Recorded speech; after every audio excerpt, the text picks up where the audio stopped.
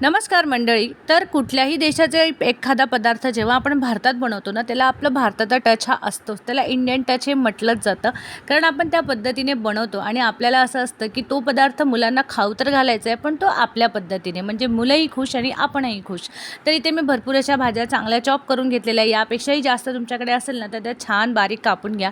त्यानंतर इथे तेल आणि थोडंसं बटर मी मिक्स करून घेतलेलं आहे. छान गरम झालं, त्यानंतर आपण अद्रक लसूण जे छान चॉप केलेलं होतं ते टाकलं.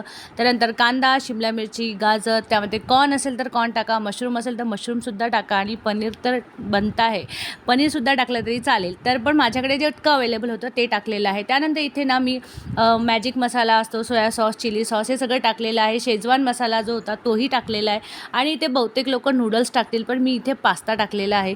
तर हा आहे आपला इटालियन पास्ता, पण इंडियन स्टाईलमध्ये. म्हणजे मुलांनाही आवडतो, आपल्यालाही समाधान आणि त्यांनाही समाधान की पास्ता खाल्ला म्हणून आपण